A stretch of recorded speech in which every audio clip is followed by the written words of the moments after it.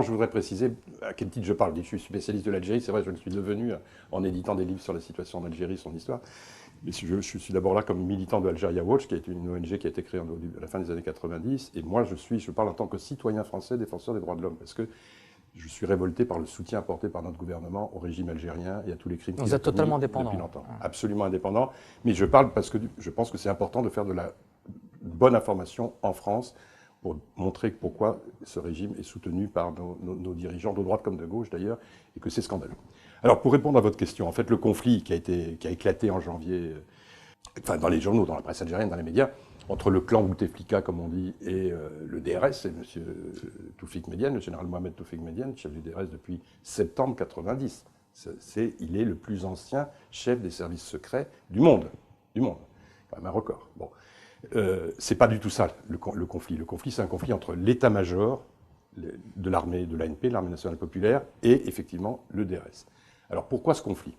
En fait, il faut comprendre qu'il est ancien. Ses racines sont anciennes. C'est-à-dire que pendant la sale guerre des années 90, l'armée, l'état-major et le DRS ont conduit cette sale guerre de concert. Ils étaient ensemble, ils ont fait toutes les horreurs qu'ils ont fait, les assassinats, les disparitions, les enlèvements, ensemble. Et à partir une fois qu'ils ont liquidé 150 000 personnes, et que la violence n'a pas disparu, mais elle est quand même beaucoup diminuée, à partir du début des années 2000, là, ils ont commencé, c'était un peu plus difficile, ils ont commencé à se disputer sur quoi?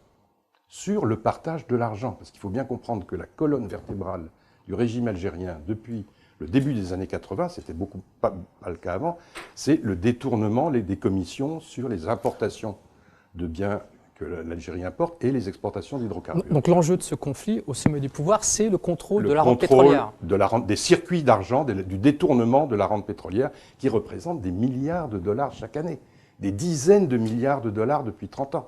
C'est absolument considérable.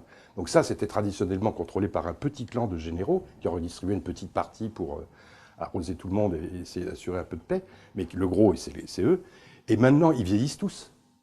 Ils vieillissent tous. Le général Médiane, il a 74 ans. Le général Gaïd Salah, il a le même âge. Le chef d'état-major de l'ANP. Le président Bouteflika, il a 77 ans. Bon. Donc ça fait plus de 10 ans qu'ils se battent pour savoir à qui ils vont, comment assurer la pérennité du vol de l'argent des Algériens, n'est-ce pas, et de la corruption, pour le passer à qui? À des jeunes officiers et à leurs enfants. C'était ça l'objectif. Déjà en 2004, rappelez-vous, le général Mohamed Lamari, qui était le chef d'état-major de l'époque, a été viré, parce qu'il avait perdu contre le DRS. Bon, ensuite, on ne rentre pas dans les détails, il y a eu toutes ces comédies donc là-dessus, Bouteflika, son clan, son frère, tout ça, ils occupent la vitrine parce qu'on leur a demandé d'occuper la vitrine. Ce n'est rien, on les a laissés faire un peu de business, mais ils sont absolument... Il ne pèse rien dans le rapport de force entre l'armée et le DRS. Rien. Voilà, ça c'est le tableau général. Alors maintenant, qu'est-ce qui s'est passé en 2013? Il s'est passé quelque chose de très important qui va précipiter, disons, cette crise qui couvait, où ils n'arrivaient toujours pas à trouver la solution de pérennité, etc. C'est In Amenas, Tingenturin, l'attaque terroriste de la base de Tingenturin le 16 janvier 2013, qui va se terminer dans le sang, n'est-ce pas? Or, on va apprendre, avec la mort de 39 otages occidentaux, enfin de travailleurs occidentaux qui étaient là, des Américains, des Anglais, des Japonais, des Norvégiens, un Français. Et on va dire, le gouvernement algérien va dire, nous avons réglé la situation, on a éliminé tous les terroristes, malheureusement, ils ont assassiné les otages. C'est faux. Là, on a su très vite, et ça c'est très intéressant, Algeria Watch, on a publié un article de Habib Souaïdial, l'auteur du livre La Sale Guerre, dès le mois de février, où il a eu des échos d'anciens camarades officiers qui étaient présents sur place dans la cellule de crise à In Amenas, où il y a eu une bagarre ouverte entre les généraux, les officiers des forces spéciales qui étaient prêts à intervenir sur la base pour essayer de sauver les otages, et le général Tartag, chef de la direction de la sécurité intérieure numéro 2 du DRS, avec ses hommes et ses unités d'intervention dirigées par le général Hassen, Haït Ourabi Asdi Hassen. Ils se sont bagarrés. Les premiers, les militaires, ils voulaient intervenir sur la base en liquidant les terroristes un par un pour essayer de sauver les otages, et en faisant semblant de négocier avec les terroristes, tandis que Tartag, il voulait absolument pas négocier, il dit non, on tape dans le tas. Et c'est ce qu'il a fait. À 2 reprises, le troisième jour, le jeudi et le samedi, il envoie ses hélicoptères qui tirent des missiles sur les véhicules des otages où il y avait en même temps les véhicules des terroristes où il y avait en même temps les otages, et il les tue tous. Mais il agit au nom du DRS, Tartag. Oui, c'est le numéro 2 du DRS. Et donc, c'est donc le DRS qui a tué, en même temps que les terroristes, les otages occidentaux. Tous. Ça s'est su très vite. Pas officiellement, ça n'a jamais été rendu public, ça. En revanche, Mais vous verrez dans l'article qu'on a publié sur Algeria Watch de Souaïa, c'est bien expliqué, c'est très précisément. En revanche, les services occidentaux, ils ont immédiatement été au courant. Et ils ont été fous furieux. Surtout les Anglais et les Américains, parce qu'ils ont perdu pas mal de civils, n'est-ce pas? Et donc là, ils ont dit plus jamais ça, c'est plus possible. Donc ils ont fait passer le message au DRS et au chef de l'armée algérienne en disant maintenant, ça suffit. Vous vous réorganisez, c'est votre problème, vous faites ce que vous voulez, mais c'est fini. Résultat, et donc les pressions ont été très fortes. Hein. Le Premier ministre britannique, M. Cameron, il est venu à Alger avec le chef du MI6. On avait du service de contre-espionnage. On n'avait jamais vu ça dans l'histoire. Un Premier ministre britannique avec le chef du MI6 qui sort jamais de son trou. Donc là, vraiment, ils sont... Et les Américains, je peux vous dire aussi, les pressions de la CIA, la NSA, ont été énormes. Donc là, du coup, dans la bagarre qui couvait, les généraux de l'ANP, les chefs de l'ANP, surtout le général Saïd Bey, parce que le général Gaïd Salah, c'est le plus vieux général du monde, mais il pèse rien. Ceux qui pèsent, c'est les gens qui sont juste après, certains chefs de région militaire, le général Saïd Bey, qui était là. Qui lui a 71 ans quand même. Qui a 71 ans, qui n'ont plus pas de première jeunesse, mais bon, voilà. Et donc, ils en ont profité pour effectivement faire pression et obtenir. Donc, en septembre 2013, qu'est-ce qu'on voit?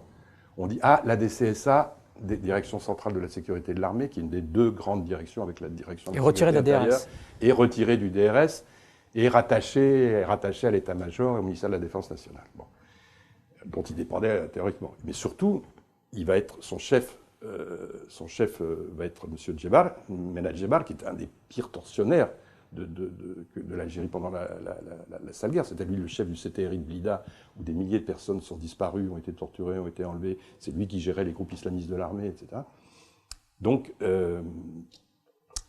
il est viré de la DCSA et mis sur la touche apparemment, Djebar. Et l'autre chef de la deuxième direction, c'est la direction de la sécurité intérieure, l'ancienne direction du contre-espionnage que dirigeait Smaïn Lamari, qui est mort en 2007. Elle est dirigée par le général Tartag, Arman Tartag. Et lui aussi est débarqué. Donc c'est vraiment un changement très important. Et ensuite, on en parle un peu, mais pas trop, et on passe à ce qui arrive en janvier, où on voit le secrétaire général du FLN tout d'un coup dire « il faut que le général Toufik s'en aille ». Mais justement, vous pouvez nous parler d'une création très importante de cette commission spéciale de sécurité. Voilà. Alors, qui est créée donc en décembre, et qui est faite uniquement de gens de l'ANP, hein, les principaux, les chefs de région militaire, le commandant de la DCSA, qui justement n'est pas le nouveau commandant de la DCSA, qui est un ancien de l'ANP et non pas du DRS, et le chef de la police, le général Hamel, qui lui aussi est un militaire et non pas un policier. Et c'est eux qui sont chargés de gérer toutes les nominations, notamment dans l'armée et du DRS.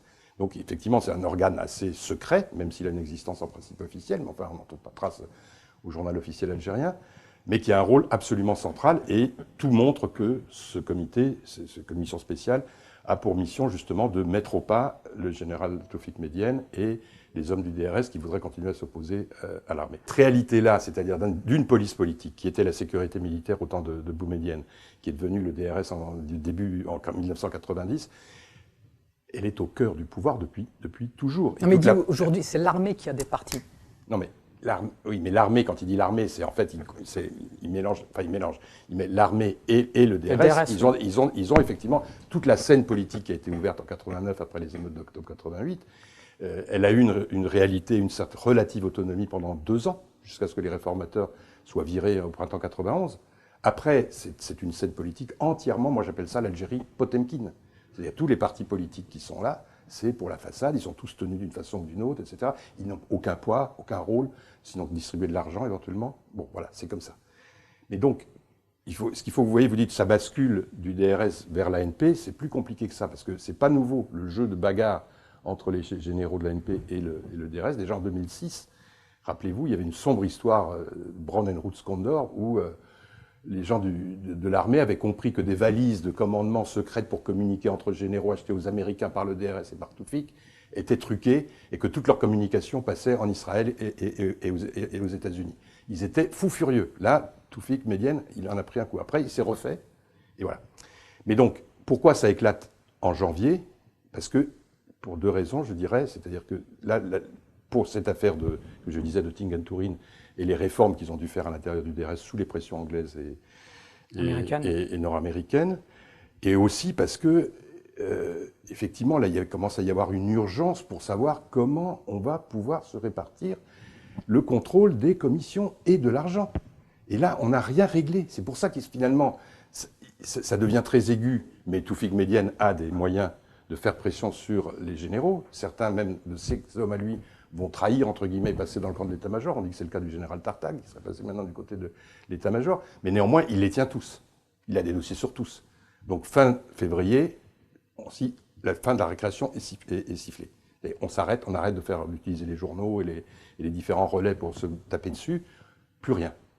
Vous avez vu, la presse algérienne, journaliste dans la presse algérienne, moi je suis frappé par la qualité de certains reportages sur des questions sociales en particulier, sur des émeutes, etc., que je trouve absolument remarquables et que je m'emploie d'ailleurs à faire connaître et qu'on s'emploie à faire connaître par notre site. Mais sur les questions sécuritaires et les questions de corruption, ça c'est entièrement contrôlé par le DRS, y compris par des journalistes qui sont aussi des officiers du DRS et qui sont dans les différentes rédactions. Il n'y en a pas énormément, mais voilà, c'est le sécurité. Alors, ce qu'il y a d'intéressant, c'est que c'est vrai qu'il y a encore, mettons, 4-5 ans, le mot DRS n'existait pas, ni dans la presse francophone, ni dans la presse arabophone. C'est pas ? Là, il a commencé à apparaître. Puis le mot, en revanche, Tawfik Médiane n'existait pas. Il a commencé à apparaître. C'est un signe d'affaiblissement ? C'est quand même un signe que, effectivement, le contrôle, c'est un signe de vieillissement, si vous voulez, de tout ce dispositif de police politique très fort, qui n'a pas réussi à se renouveler, qui n'a pas réussi à faire émerger des nouveaux responsables, parce que, justement, c'était le problème de l'argent qui était entre les deux. C'est-à-dire, si je passe le contrôle de tel circuit de corruption qui représente des milliards de dollars au colonel machin ou au général truc, eh ben, moi, je l'aurais plus, qu'est-ce qu'il va faire avec? Il peut se retourner contre moi. Donc, ils sont paralysés. Bon, le pauvre Abdelaziz Bouteflika, il a été obligé, enfin, on voit dans quel état il est, quoi, les quelques séances télévisées, enfin, il fait pitié, quoi. On a envie de dire, pauvre homme, qu'il le laisse tranquille et qu'il finisse sa vie en paix, et puis voilà. Donc là, non, comme il n'y avait pas d'autre solution, ils l'ont obligé à faire, voilà, qu'il était candidat à 4e mandat, etc. Toutes ces salades-là, mais bon. Mais il n'y avait pas d'autre solution, il n'y avait pas, comment dirais-je, un candidat alternatif, une solution alternative? Il faut que vous compreniez qu'il fallait qu'ils se mettent d'accord entre eux, donc ces généraux de l'armée et ceux du DRS, sur deux choses, c'est-à-dire qui va contrôler les circuits de corruption dans les années qui viennent, et qui va représenter l'Algérie Potemkine, la façade pseudo-démocratique du régime, vis-à-vis de l'étranger et annexement de la population algérienne dont ils n'ont par ailleurs rien à foutre. Mais il fallait qu'il y ait deux choses. Bouteflika, il était bien en 99, vu son audience internationale, il a joué le rôle justement d'étouffement des crimes, voilà. Et maintenant, trouver la bonne personne qui sera efficace vis-à-vis à l'étranger et en même temps couvrira efficacement les circuits de corruption occulte, c'est très difficile. C'est très difficile. Ils n'ont pas trouvé. Donc effectivement, il peut y avoir un durcissement après le 17 avril, après l'élection, dont le résultat apporte peu de toute façon. Mais après, ça va continuer. Donc effectivement, on peut craindre que ça peut déraper, que ça soit comme ça avait été le cas en 98, rappelez-vous, les atroces massacres de la Mitidja et de l'Est, de Sidi Bel Abbès, c'était fait par les islamistes de l'armée, c'était des messages, maintenant on sait, c'était des messages des chefs de l'armée du DRS à le général Yamin Zerwal qui voulait étendre un peu son pouvoir, qui voulait faire passer un accord avec le fils, etc. C'est incroyable. Donc ils sont habitués, ces généraux dont je parlais tout à l'heure, Djebar, Tartag, même s'ils sont plus ou moins sur la touche, mais les chefs de région militaires, ils commandaient des régiments qui ont fait des horreurs également. Donc la majorité, ce sont des assassins, des criminels contre l'humanité. Donc la vie humaine, sauf la leur, n'a aucune importance, strictement aucune. Donc tout est possible. Et on a vu à une menace que quand ils se bagarraient entre officiers de l'ANP et officiers du DRS, les armes sont sorties, on dit des témoins. Et on a entendu des cliquetis. Donc ils étaient à 2 doigts de se tirer dessus. Donc vous voyez, il peut se passer des choses, une déstabilisation profonde, une implosion du régime qui, dans l'état où est la société algérienne et son économie aujourd'hui, peut être tout à fait